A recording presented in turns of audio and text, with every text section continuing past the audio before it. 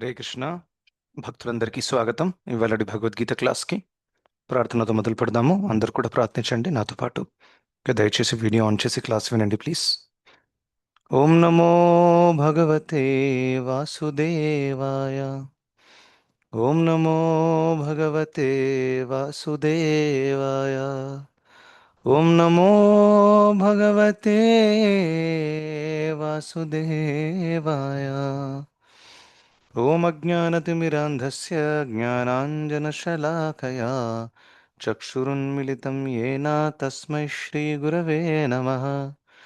నమో ఓం విష్ణుపాదాయ కృష్ణప్రేష్ఠాయ భూతలే శ్రీమతే భక్తివేదాంత స్వామిన్నితి నామినే. నమస్తే సారస్వతే దేవే గౌరవాణీ ప్రచారిణే నిర్విశేషశూన్యవాది పాశ్చాత్యదేశతారిణే. जय श्री कृष्ण चैतन्य प्रभु नित्यानंद श्री अद्वैत गदाधर श्रीवासादि गौरभक्त वृंद.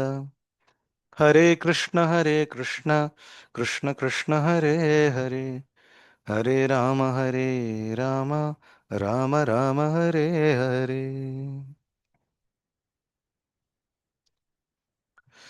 హరే కృష్ణ. భక్తులందరికీ స్వాగతం ఇవాళటి భగవద్గీత క్లాస్కి. సో మనం చర్చిస్తున్నది 16వ అధ్యాయము. మనం సమాప్తం చేసాము ఆల్రెడీ. దైవ అసుర సంపద విభాగ యోగము. సో ఈ అధ్యాయం యొక్క సమ్మరీ అంటే సారాంశ రూపంలో ఇవాళ మనం చూడబోతున్నాం. ప్రత్యేకంగా ఈ అధ్యాయంలో ఉన్నటువంటి వేరే సెక్షన్స్, ఇందులో ప్రత్యేకంగా 3 సెక్షన్సే ఉన్నాయి. చిన్న అధ్యాయం. మరియు ఈ అధ్యాయం నుంచి కొన్ని నేర్చుకోవాల్సినటువంటి 3 గుణపాఠాలు, అవి కూడా మనం చూడాలి.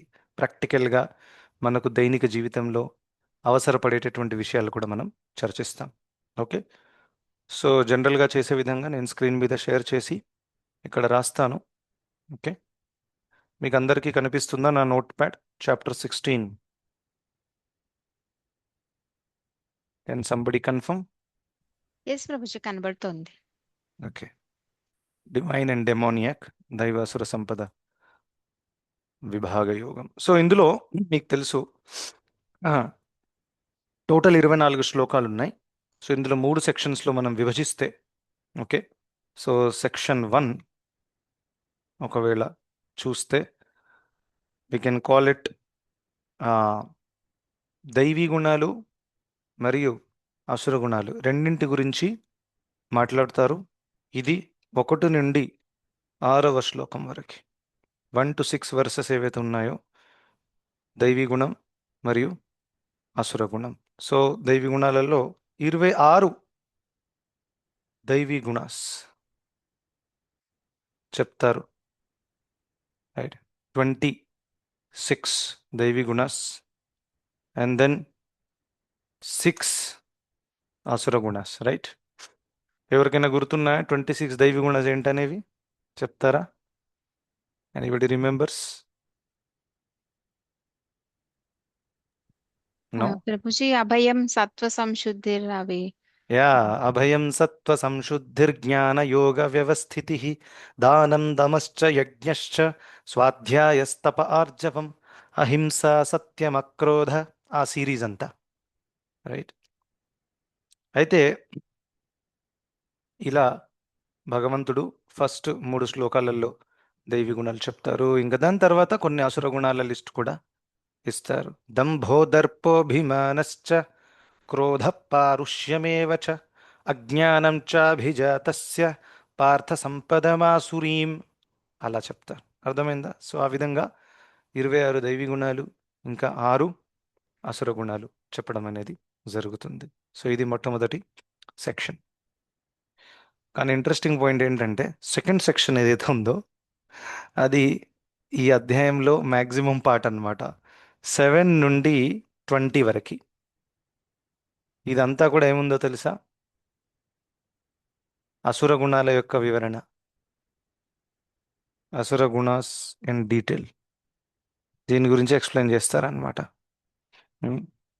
సో ఆ విధంగా ఇక్కడ దైవి ప్లస్ అసుర గుణాస్, ఇక్కడ అసుర గుణాస్ ఇన్ డీటెయిల్, ఫుల్ డీటెయిల్లో ఇందులో వెళ్తారు. సో ఇందులో ఒక విషయం జరుగుతుంది. కృష్ణుడు అర్జునుడికి చెప్తారు ఇదంతా చెప్పేదానికంటే ముందు, ఎందుకంటే అర్జునుడు టెన్షన్లో రాకూడదు. అరే, ఆ, కృష్ణుడు ఏం చెప్తారు, నువ్వు ఆల్రెడీ దైవీ గుణ సంపన్నుడివి, దైవీ గుణాలతో నువ్వు పుట్టావు, నువ్వు టెన్షన్ తీసుకోకు, ఇవన్నీ నీకు వర్తిల్లవు. ఇది రాక్షస గుణాలు ఉండేటటువంటి వాళ్ళ కోసం చెప్తున్నారు. కరెక్ట్. సో అలా ఒక ఆశ్వాసన కలిగిస్తారు భగవంతుడు. ఇంకా వేరే వేరే రకాల కార్యాలు, యాక్టివిటీస్. ఇప్పుడు ఈ గుణాలు ఉంటాయి, అసుర గుణాలు. సో అసుర గుణాలు ఇలా ఉన్నటువంటి వ్యక్తులు ఎటువంటి కార్యాలు చేస్తారు, రైట్? కార్యాల గురించి చాలా మనం చర్చించాం, భగవంతుడు ఎక్స్ప్లెయిన్ చేశారు. ఆ, వేరే వాళ్లకు నష్టం కలిగించే పనులు చేయడము. ఆ, సో ఆ విధంగా కార్యాలు చేస్తారు. రెండవది, so this is basically will call it demoniac activities. అసుర కార్యాలు చేస్తారు. తర్వాత దాని గురించి చెప్పారు. దాని తర్వాత డెమోనియాక్ మెంటాలిటీ, వాళ్ళ మనోభావం ఎలా ఉంటుంది, ఎలా ఆలోచిస్తారు వాళ్ళు. మీకు గుర్తుంది కదా, ఇవాళ నా దగ్గర ఎంత ఉంది, నేను రేపు వాడిని చంపి అది కూడా తీసుకుంటాను. సో ఇటువంటి ప్యాటర్న్ వాళ్ళల్లో కనిపిస్తుంది. So this is the demoniac mentality. నేనే ఎంజాయర్ని, ఇంకా ఈ లోకానికి ఎటువంటి మూలము లేదు, కామహైతుకం, ఆ, అప్రతిష్టం, ఇవన్నీ కూడా మీకు గుర్తుంటాయి. ఇలాంటి మైండ్ సెట్ ఉంటుంది. ఇంకా వాళ్ళు చేసే కార్యాలు కూడా ఏముంటుంది, మొత్తం నష్టం కలిగించేటటువంటి కార్యాలే చేస్తారు. ఉమ్, మరియు వాళ్ళు జీవితపు పరమ లక్ష్యం ఏంటి, ఇంద్రియ భోగం చేయడం. That is their mind set. అందుకనే ఆశాపాశ శతైర్బద్ధ కామక్రోధ పరాయణ.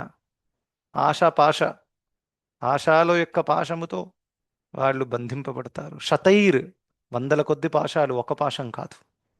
సో ఆ విధంగా వాళ్ళ మెంటాలిటీ గురించి కూడా భగవంతుడు చెప్తారు. మరియు వాళ్ళ లక్షణాల గురించి కూడా చెప్తారు. ఈ మూడు విషయాలు కవర్ చేశారు ఇందులో అద్భుతంగా.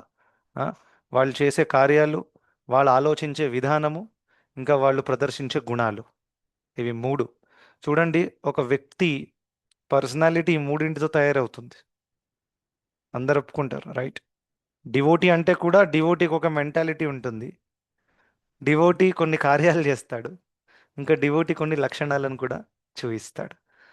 For example, let me give a simple example. ఒక డివోటీ మెంటాలిటీ ఏంటి, అరే ఈ జీవితం, మానవ జీవితం నాకు భగవంతుడు ఇచ్చారు ఆయన సేవలో ఉపయోగించడానికి, నా జీవితాన్ని సార్థకం చేసుకొని ఆయన దగ్గరికి, భగవద్ధామానికి శాశ్వతంగా వెళ్ళిపోయి నేను ఇక్కడ సేవ అందించాలి, దానికోసం ఇచ్చాడు, అందుకనే నేను బ్రతికేదే దీనికోసం అనేటటువంటి మెంటాలిటీ తన దగ్గర ఉంటుంది. ఓకే. యాక్టివిటీ, ఎవరు చెప్తారు? డివోటీ చేసే యాక్టివిటీ అన్మ్యూట్ చేసి చెప్పండి. ప్రభుజీ ఏ కార్యం భగవంతుని చేసినా భగవంతునికి కేంద్రంగా పెట్టుకొని చేయడం ప్రభుజీ ఎట్లా చేసిన అదే ఎగ్జాంపుల్, కేంద్రంగా పెట్టుకోవాలనేది మెంటాలిటీలో కవర్ అయింది ఆయనకి. సాధన సాధన చాంటింగ్ చేస్తాడు, హియరింగ్ చేస్తాడు, రీడింగ్ చేస్తాడు, సత్సంగానికి వెళ్తాడు, ప్రసాదం కుకింగ్ చేసి భగవంతుడికి నైవేద్యం పెడతాడు, హారతి చేస్తారు. ఇవి యాక్టివిటీస్ కదా. భక్తుడి గురించి మాట్లాడుతున్నాం. Mentality, what kind of thinking he has. Activity, బాహ్యంగా తను ఏం చేస్తాడు. లక్షణాలు, ఎస్ మాధురి మాతాజీకి లక్షణాలు చెప్పండి కొన్ని వైష్ణవులది. గురువు చెప్పినది పాటించడం ప్రభుజీ. ఓకే, వాట్ మరి ఎల్స్? వైష్ణవులు అని చెప్పి అహంకారం చూపించకుండా నిమ్రత భావంతోని వేరే వాళ్ళని కూడా చూసుకోవాలి సో ప్రభుజీ. వినమ్రత, వినమ్రత అనేది ఒక లక్షణం వైష్ణవులది, రైట్? గురువు చెప్పింది అనేది గురువు పట్ల శరణాగతి, గురునిష్ఠ అని అంటారు దాన్ని. అది కూడా ఒక వైష్ణవుల లక్షణము. ఇంకా చెప్పండి వైష్ణవుల లక్షణాలు. ఎవరైనా చెప్తారా వేరే వాళ్ళు? అన్మ్యూట్ చేసి చెప్పండి. ప్రభుజీ పరదుఃఖ దుఃఖి పరసుఖ సుఖి. ఓకే, పరదుఃఖ దుఃఖి, వేరే వాళ్ళు దుఃఖంలో ఉంటే ఈయన దుఃఖపడతాడు, వేరే వాళ్ళని సుఖంగా చూసి ఈయన ఆనందంగా ఉంటాడు. That's a very good quality of a Vaishnav. Yes Chandrakala Mataji చెప్పండి మీరు. వైష్ణవుల కొన్ని లక్షణాలు, భక్తుల కొన్ని లక్షణాలు, ఎన్నో లక్షణాలు చర్చించారు. ఇఫ్ యు థింక్ ఇంటెలిజెంట్లీ, శాస్త్రాలని హరే కృష్ణ. వేదాలని అనుసరించటం. ఓకే, హరే కృష్ణ వేదాలను, ప్రభుజీ. ఓకే, ఎస్ చెప్పండి. అంటే అందరినీ సమతులిగా చూడాలి ప్రభుజీ. జంతువులను, పక్షులను, మన మనుషులను, అందరినీ, క్రిమి కీటకాలను ఎస్, సమతుల్యంగా చూడొచ్చు. Very good. విద్యా వినయ సంపన్నే బ్రాహ్మణే గవిహస్తిని సునీచైవ స్వపాకే చ పండితాః సమదర్శినః. వెరీ గుడ్, అది క్వాలిటీ ఉంది. ఎవరైనా ఇంటెలిజెంట్గా అబ్జర్వ్ చేస్తే మీరు కేవలం ఫస్ట్ 3 శ్లోకాలు చూడాలి అంతే, అందులో 26 క్వాలిటీలు చెప్పారు. అక్కడి నుంచి చెప్పొచ్చు మీరు. Yes or no? నేను అది భక్తుల క్వాలిటీలే, ఇంకా అట్ ద సేమ్ టైం దైవీ గుణాలు. So both are similar only. Okay, so అలా ప్రతి ఒక్క వ్యక్తి ఈ లోకంలో తను ఎటువంటి వ్యక్తి అనేది ఈ 3 కార్యాల ద్వారా ఏర్పడుతుంది అనమాట. రైట్, ఇప్పుడు ఇది ఎందుకండి ఇంపార్టెంట్ చెప్పండి. ఎందుకంటే ఆ, ఇందులో నేను అన్నాను కదా 3 లెసన్స్ మనం నేర్చుకుంటామని. సో ఇక్కడ రాసేస్తాను ముందే, before we go to the third section. లెసన్స్లో ఫస్ట్ లెసన్ మన mentality plus activity plus qualities are inline or not తెలుసుకోవచ్చు మనం ఈ అధ్యాయం ద్వారా. So should be in line, దాని అర్థం ఏంటండి? ఇప్పుడు ఫర్ ఎగ్జాంపుల్ ఒక ఉదాహరణ చెప్తాను. ఇప్పుడు ఈ అధ్యాయంలో మన అంతరంగ ప్రపంచం గురించి ఎన్నో విషయాలు మాట్లాడారు. అంతరంగ ప్రపంచం అంటే మన లోపల ఉండేటటువంటి స్వభావాలు. అది బాహ్యంగా కనిపించకపోవచ్చు. ఇప్పుడు నేను ఉన్నాను తిలకం వేసుకొని, ధోతి వేసుకొని, డివోటీ లాగా. కానీ నా మైండ్లో ఏం నడుస్తుంది? నేను ఇప్పుడు ఇంత సంపాదించాను, లేపు వాడిని ఓడించి అది సంపాదిస్తాను, ఇక్కడ కూడా నేను టెంపుల్ ప్రెసిడెంట్ అయిపోతాను, 4 టెంపుల్లు నా కంట్రోల్లో ఉంటాయి, ఈ డివోటీస్ అందరు నేను చెప్పేదే వినాలి. ఇది నా మెంటాలిటీ అనుకోండి. దెన్ అన్ఫార్చునేట్లీ బాహ్యంగా యాక్టివిటీలు నేను డివోటీదే చేస్తున్నాను, కానీ మెంటాలిటీ మాత్రం అసురుడిదైపోయింది. ఒప్పుకుంటారా? ఇది బాహ్యంగా కనిపించదు. దాని అర్థం ఏంటి? మెంటాలిటీ, మనోభావము మరియు కార్యాలు ఒకే లైన్లో లేవు. ఎందుకంటే కార్యాలు భక్తుడిలాగా ఉన్నాయి బయట, కానీ మెంటాలిటీ మాత్రం అసురుడిలాగా ఉంది. You see this is very important. ఇది చాలా చాలా పరిశీలించడం చాలా చాలా ఇంపార్టెంట్. మెంటాలిటీ అంటే మనోభావం. I just write it here. And activity అంటే కార్యాలు, క్వాలిటీ అంటే లక్షణం, మీకు తెలుసు. సో ఆ విధంగా మన మెంటాలిటీ మరియు మన యాక్టివిటీ మరియు మన క్వాలిటీ, మనోభావము, మనం చేసే కార్యాలు, ఇంకా మనం ప్రదర్శించే లక్షణాలు, ఇవన్నీ కూడా ఒకే లైన్లో ఉన్నాయా, అన్నీ కలిసి వర్క్ చేస్తున్నాయా అనేది ఈ అధ్యాయం ద్వారా మనము ఆత్మ పరిశీలన చేసుకోవచ్చు.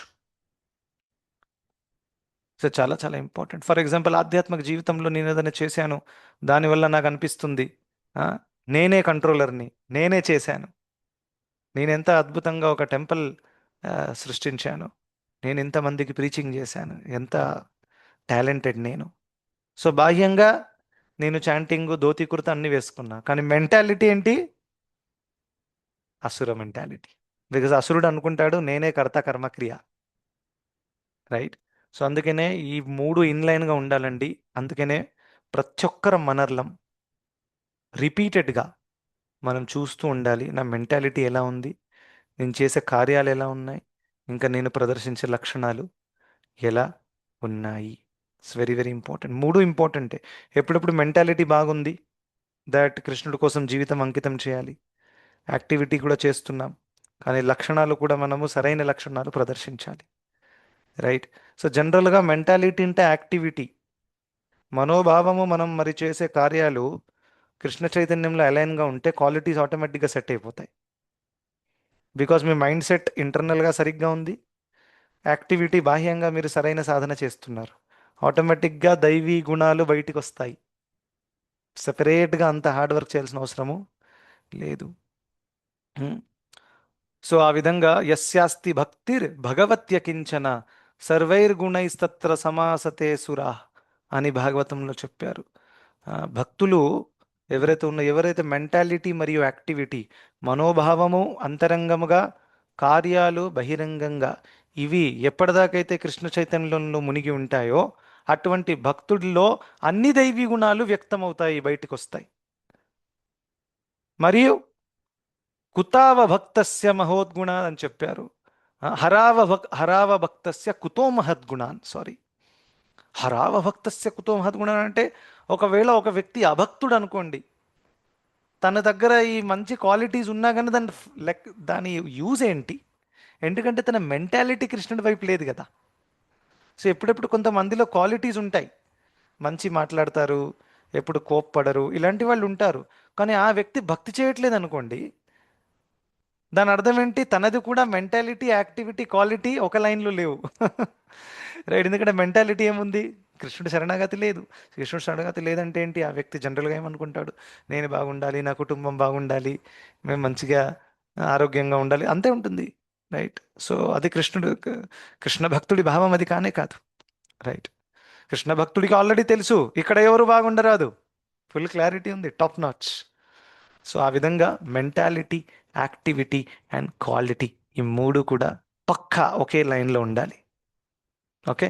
సో ఆ మూడు ఆస్పెక్ట్స్ గురించే ఇక్కడ మాట్లాడారు కృష్ణుడు 7 నుండి 20వ శ్లోకం వరకు.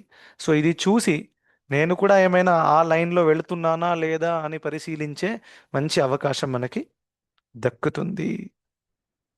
ఓకే. ఇంకా మూడవది 21 నుండి 24 వరకు. ఇదేంటి? పరంగతికి ఎలా చేరడం. Okay. Escaping, going to supreme destination. పరంగతికి ఎలా చేరడం, దాని గురించి చెప్పారు. సో ఇందులో అనేక విషయాలు ఉన్నాయి, దాని గురించి మనం చర్చిస్తాం ఇప్పుడు. సో ఆఖరికి మీరు చూశారు ఈ అధ్యాయము ముగింపులో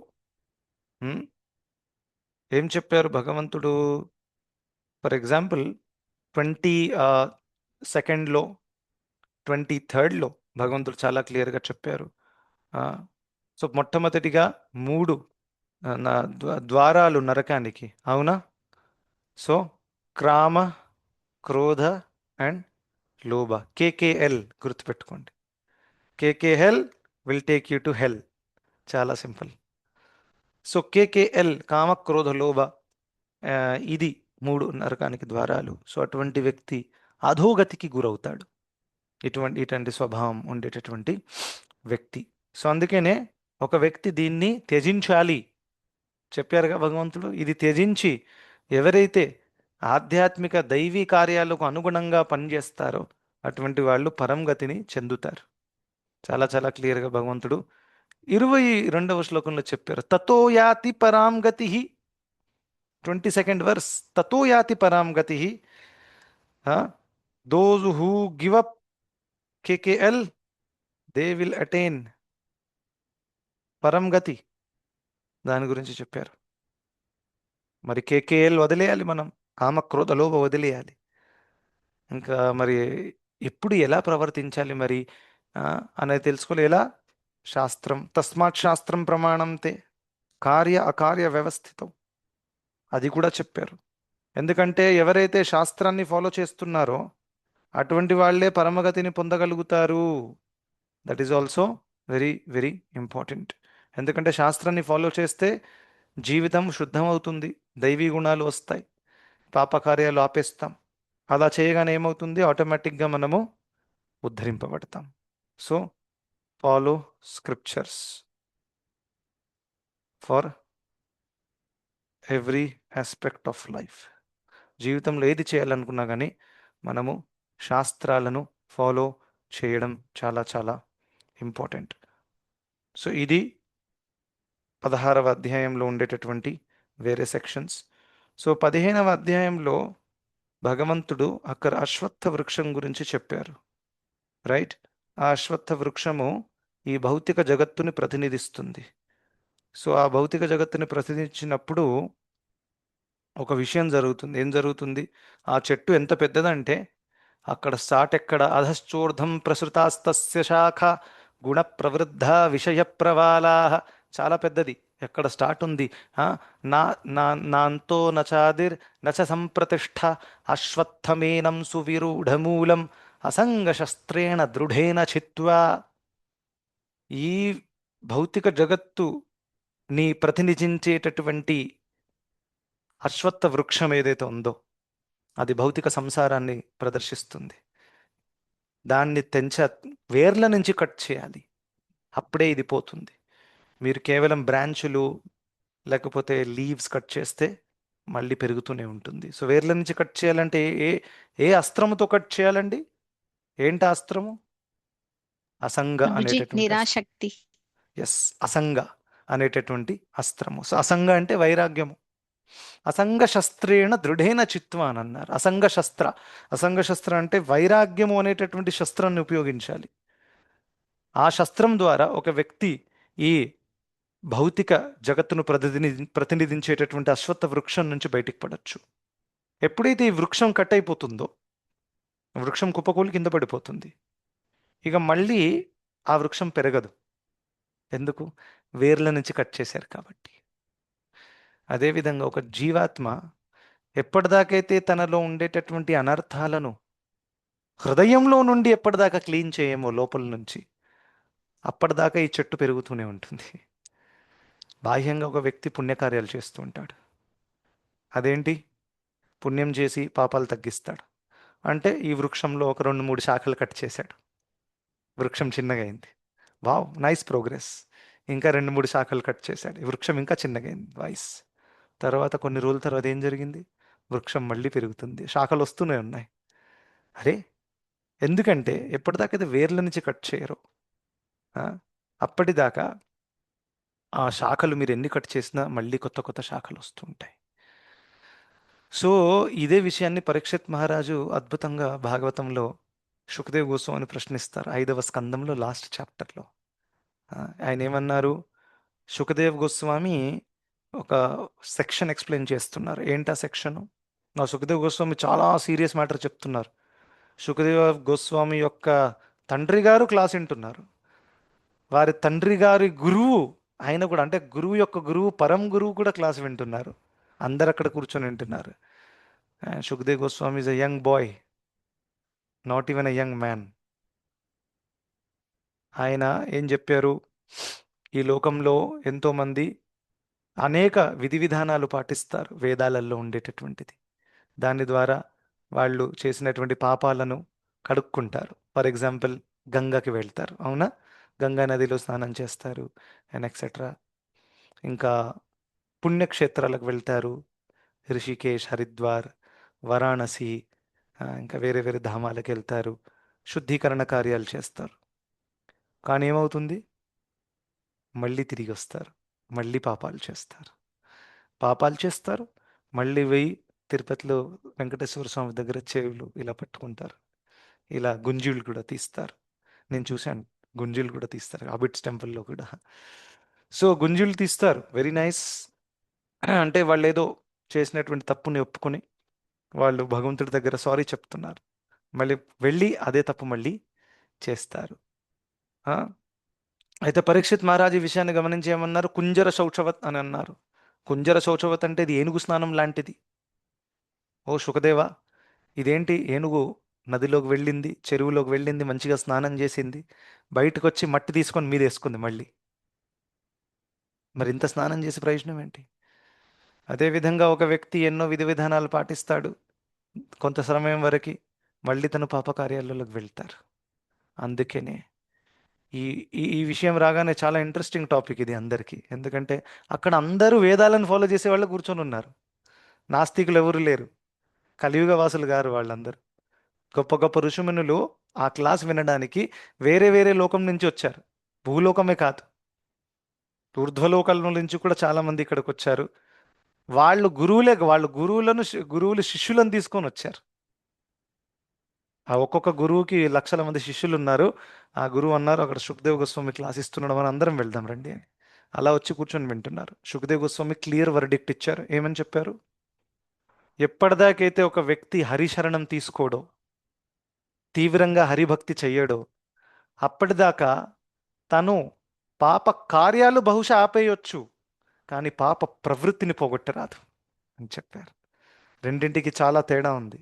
పాప కార్యాలు ఆపేయొచ్చు, కానీ పాప ప్రవృత్తి పోవడము ఈజీ కాదు. సో ఒక వ్యక్తిని టెంపరీగా మీరు ఏదో ఒకటి చెప్పి పాపకార్యాలు ఆపించవచ్చు. బాబు, ఇప్పటి నుంచి నువ్వు లెట్సే మద్యపానం చేయకు, మంచిది కాదు, అది ఇది చెప్పి ఒక 2 వారాలు 3 వారాలు 2 నెల రోజులు మీరు ఆపారు. పాపకార్యాలు ఆపాడు. ప్రవృత్తి పోయిందా? పోలేదు. ఎందుకు? లోపల మనసులో అదే నడుస్తుంది. ఏదో ఒక రోజు ప్రవృత్తి బయటకు వస్తుందా లేదా? వస్తుంది.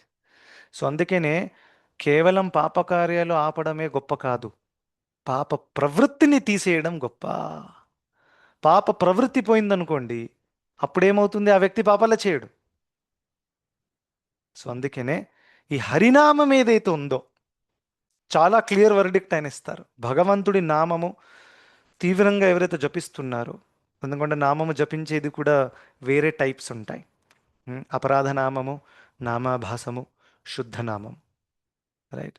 సో ప్రభుజీ, నేను ఇన్నేళ్ళ నుంచి జపిస్తున్నాను, నా హృదయంలో అనర్థాలు పోవట్లేదు. సో అందుకని ఈ 3 రకాలు గుర్తుపెట్టుకోవాలి. మనం ఏ రకంలో ఉన్నామో తెలిసిపోతుంది.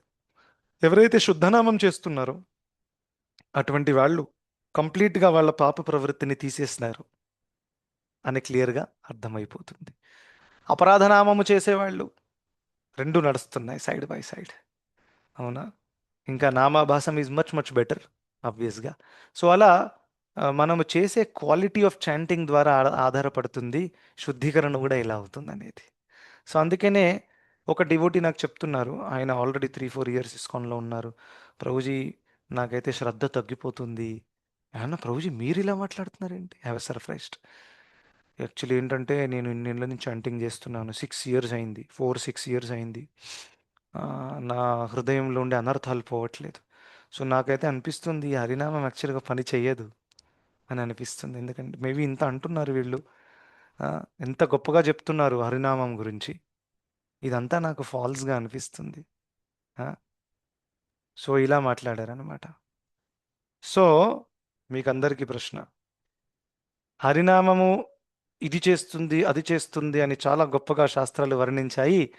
ఇది యాక్చువల్గా అంత గొప్పది కాదు అని అనిపిస్తుంది. ఎందుకో మనల్ని అట్రాక్ట్ చేయడానికి అలా పెట్టారేమో అని అనుకోవడము ఒక నామపరాధం.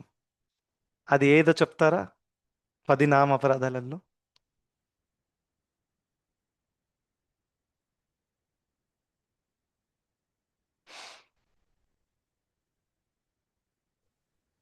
Fourth one Prabhuji.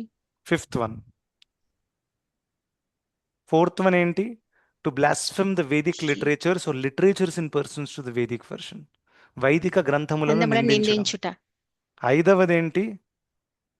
To consider the glories of Hare chanting Krishna Hare జపం కృష్ణ మహిమ టు బి కేవలం అన్ కల్పితమని భావించడం. కరెక్ట్. హరే కృష్ణ జప మహిమ కేవలము కల్పితముగా భావించడం. ఈ అపరాధం ఆల్రెడీ చేసేసాడు ఆయన. Yes or no? ఇంకా మీదంగా తను అడుగుతున్నాడు ఎందుకు ఇలా అవుతుందని. సో దీన్ని అపరాధ నామం అని అంటారు. సో అపరాధ నామం అంటే ఏంటంటే మీకు యాక్చువల్గా శ్రద్ధ లేదు హరినామం మీద. సరే, తన శ్రద్ధ లేకపోవడానికి కారణం ఏంటి? అది వర్క్ అవ్వట్లేదని చెప్తున్నాడు. కరెక్ట్. మరి అది వర్క్ అవ్వలేదు అని అంటే మన సాధన ఎలా మనం చేసామో, మనం ఎంత క్వాలిటీ చాంటింగ్ చేసామనేది అది కూడా పరిశీలించాలి కదా. Yes or no? So if your carelessly chanting, ఇక్కడ చాంటింగ్ చేస్తున్నాము, అక్కడ గురువు చెప్పింది ఉల్లంఘిస్తున్నాం, అది కూడా 3వ అపరాధం. ఆధ్యాత్మిక గురువు యొక్క ఆదేశములను ఉల్లంఘించుట, అవునా? ఇంకా ఎప్పుడెప్పుడు అనిపిస్తుంది నిజంగానే హరినామం ఇంత గొప్పదా? 5వ అపరాధము. ఇంకా ఎప్పుడెప్పుడు కొన్ని తప్పులు కూడా చేయొచ్చు, ఎందుకంటే హరినామం చాలా పవర్ఫుల్ కదా. సో పవర్ఫుల్ కాబట్టి ఇక్కడి నుంచి తప్పులు చేస్తాను, అక్కడి నుంచి హరినామం చేస్తాను. ఇది ఏ అపరాధం? ఇది నంబర్ చెప్పండి. 6 Prabhuji.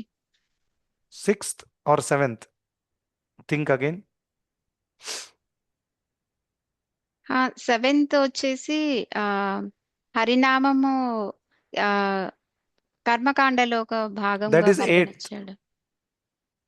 Okay. Is it not? If I'm not wrong, that is 8th. 5th one, to consider the Yes. glories of chanting Hare Krishna to be in imagination. 6th one, to give some interpretation to the holy names of the Lord. 7th one, to commit sinful activities on the strength of the holy name. అహంతో పాపకృత్యం చేస్తాం. And 8th one, to consider the chanting of Hare Krishna to be a part of the Karmakanda. That is 8th. Okay. So 7th one. So ఇవన్నీ కూడా చేస్తుంటే ఇది ఎలా work out అవుతుంది చెప్పండి? దీన్ని అపరాధ నామం అంటారు. రైట్. సో అందుకనే సుఖదేవ్ గోస్వామి చాలా వర్డిక్ట్ ఏం క్లియర్గా ఇచ్చారు, if one chants sincerely and taking shelter of Hari guru Vaishnavas, అటువంటి వ్యక్తిలో పాప ప్రవృత్తులు పోతాయి. ఇక పాప ప్రవృత్తులు పోయాయనుకోండి, వేర్ల నుంచి వృక్షాన్ని కట్ చేసినట్లు లెక్క, మళ్ళీ అది రాదు. ఆ విధంగా ఈ అసంగ శస్త్రముతో, యాక్చువల్గా అసంగ శస్త్రం ఏంటి? భక్తి. భక్తి అసలైన అసంగాన్ని ఇస్తుంది. అసంగం అంటే వైరాగ్యాన్ని ప్రదర్శిస్తుంది. వాసుదేవే భగవతి భక్తి యోగ ప్రయోజిత జనయతి ఆశు వైరాగ్యం జ్ఞానం చ తదహైతుకం. భాగవతం చెప్తుంది, జనయతి ఆశు వైరాగ్యం. ఆ, జ్ఞానము ఇంకా వైరాగ్యం రెండు ఆటోమేటిక్గా వస్తాయి ఒకవేళ భగవంతుడి భక్తి చేస్తే. సో అలా చేస్తే ఈ వృక్షము పోతుంది. అది 15th చాప్టర్లో లింక్ ఏంటంటే దీనికి, ఈ దైవీ గుణాలు పెంపొందించుకుంటే ఆ వృక్షాన్ని మనం తీసేయచ్చు. ఇంకా ఈ దైవీ గుణాలు ఉంటేనే, ఇంకా అసుర గుణాలను అధిగమించి దైవీ గుణాలు పెంపొందించుకుంటేనే ఆ వృక్షాన్ని తీసేయచ్చు. వృక్షాన్ని తీసేయడం అంటే ఏంటి? పరాంగతి. తతో యాతి పరాంగతి. పరాంగతికి మనం చేరుతాం. ఇది ఈ అధ్యాయంలో మనము చూసేటటువంటి విషయం. సో లెసన్స్ వైజ్ మాట్లాడితే మనం ఒక లెసన్ ఆల్రెడీ చూసాం ఇక్కడ. ఏంటిది? ఫస్ట్ మెంటాలిటీ, యాక్టివిటీ మరియు క్వాలిటీ, ఈ మూడు కూడా మనము ఇన్లైన్గా ఉంచాలి. చాలా చాలా క్లియర్. ఇంకా దాని తర్వాత biggest lesson that I personally feel is always follow guru, sadhu and శాస్త్ర. GSS, గురు, సాధు అండ్ శాస్త్ర. అరే భగవంతుడు శాస్త్రాన్ని అన్నారు, గురు సాధు గురించి చెప్పలేదు. ఎందుకంటే లాస్ట్ శ్లోకంలో తస్మాత్ శాస్త్రం ప్రమాణంతే అన్నారు. మరి గురువు మరియు సాధువు ఆ శాస్త్రాన్ని అర్థం చేసుకోవడానికి మనం అవసరం. ఫాలో చేసే శాస్త్రాలే, గురువు చెప్పేది శాస్త్రమే, సాధువులు చెప్పేది శాస్త్రం నుంచే. కానీ శాస్త్రాన్ని ప్రాక్టికల్గా మనం అర్థం చేసుకోవాలంటే మనకి ఒక గురువు, ఒక సాధువు, వైష్ణవులు, ఋషులు, మునులు కావాలి. సో అందుకనే గురు, సాధు, శాస్త్ర. GSS. చాలా చాలా simple. And one important lesson, our mentality will determine our destination. ఒప్పుకుంటారా? మన మనోభావం అనేది మన యొక్క గమ్యాన్ని నిర్ణయిస్తుంది. మన గమ్యము మనోభావం మీద ఆధారపడి ఉంటుంది. అందుకనే ఎప్పుడు కూడా మనం అనుకోవద్దు, Prabhuji I'm already chanting, so నేను భగవద్ధామానికి వెళ్ళిపోతాను పక్కా. నో, అనర్థాలు పెట్టుకుని అక్కడ కాలు పెట్టరాదు. శుద్ధీకరణ అంతా ఇక్కడే కావాలి, హార్డ్ వర్క్ అంతా ఇక్కడే చేయాలి. సో అందుకనే జస్ట్ బికాజ్ నేను ఇస్కాన్లో కనెక్టెడ్గా ఉన్నాను, నేను డివోటీస్తో కనెక్టెడ్గా ఉన్నాను, నేను కోర్ గ్రూప్లో ఉన్నాను, దేర్ఫోర్ నాకు భగవద్ధామని వెళ్ళే టికెట్ దొరికింది. No, everybody has their own individual journey. Individual లెవెల్లో ఒక వ్యక్తి యొక్క చిత్తము అనేది చూడబడుతుంది. ఇంకా అందులో ఇప్పుడు కూడా వేరే వాళ్ళని కంట్రోల్ చేసే ప్రవృత్తి ఉంది. వాడెందుకు అంత ప్రోగ్రెస్ అవుతున్నాడు, నాకు దొరికితే బాగుండేది అనేటటువంటి ప్రవృత్తి ఉంది. నేను ఇంత చేసినా కానీ నన్ను ఎవరు గుర్తించట్లేరు, ఎందుకు, నేను ఇంత గొప్ప వ్యక్తిని, నా గొప్పతనాన్ని తెలుసుకోవట్లేరు ఎవరు అనేటువంటి ప్రవృత్తి ఉంది. ఇవన్నీ కూడా ఉన్నాయనుకోండి, మనం అక్కడ కాలు పెట్టరాదు. It's very very clear. మళ్ళీ జన్మమెత్తాలి. అఫ్ కోర్స్ ప్రభుపాదుల వారి దయ వల్ల మనకి మానవ జన్మ దక్కుతుంది, ఒకవేళ మనం లాస్ట్ దాకా ప్రభుపాదుల వారు చెప్పింది ఫాలో చేస్తే. Like 16 rounds, 4 regulatory principles and etcetera. ఆ జన్మలో మళ్ళీ పుట్టి మళ్ళీ శుద్ధీకరణ మిగతాది చేసుకొని వెళ్ళిపోవచ్చు. బహుశా మనలో నుండి second or third time or 10 times శుద్ధీకరణ కోసం వచ్చింటాం మనం. బహుశా వి డోంట్ నో, రైట్? ఎందుకంటే చాలామంది చాలా ఎర్లీగానే ఈ భక్తి మార్గాన్ని చాలా గట్టిగా పట్టేసుకున్నారు. ఎందుకంటే పూర్వజన్మలో నుంచి క్యారీ ఫార్వర్డ్ అయినటువంటిది మనం చూడొచ్చు, చాలా మందిలో కనిపిస్తుంది. సో ఏదేమైనా కానీ భగవంతుడు ఖచ్చితంగా మనం ఆఖరి దాకా భగవద్ధామానికి వెళ్ళేదాకా మనకు అన్ని ఫెసిలిటీస్ ఇస్తారు. కానీ మనం డీలే చేయకూడదు. ఎలా? ప్రభుజీ నేను 10 జన్మలు తీసుకొని వెళ్తాను, కొంచెం ఎంజాయ్మెంట్ కూడా అయిపోతుంది, ఇంకా అక్కడ కూడా అలాంటి మెంటాలిటీ ఉంటే భగవంతుడు చూస్తారు. అవునా, వీడికి ఇప్పుడు కూడా కొంచెం ఇక్కడ ఉంది, సో థోడా झटका देना पड़ेगा. झटका అంటే లైఫ్లో ఒక झटका అంటే తెలుగులో తెలియదు, బట్ ఒక మొత్తం ఒక వ్యక్తి జీవితాన్ని కదిలించే పరిస్థితి వచ్చిందనుకోండి, అప్పుడు ఆ వ్యక్తి నిద్రించి లేస్తాడు, భక్తిలో సీరియస్ అవుతాడు. సో ఎప్పుడెప్పుడు కొన్ని జట్కాలు భగవంతుడు అరేంజ్ చేస్తారు వారి భక్తులను ఇంకా మంచిగా తన దగ్గర తీసుకోవడానికి. ఇంకా మ్యాక్సిమం జట్కాలు ఏవైతే ఉన్నాయో అవి మన పూర్వకర్మల వల్ల వస్తూనే ఉన్నాయి, మనకి ఆయన పెట్టే అవసరం కూడా లేదు. సో ఆ విధంగా ఈ మన జీవితాన్ని కదిలించి స్పందించి ఇది చేసేటటువంటి పరిస్థితులు ఏవైతే ఉన్నాయో అవి మనల్ని చాలా చాలా హెల్ప్ చేస్తాయి. దాని ద్వారా మనం భగవంతుడి దగ్గర అవుతాం, శుద్ధీకరణ అవుతుంది. సో దాన్ని అడ్వాంటేజ్గా తీసుకొని మనం ముందుకెళ్ళాలి.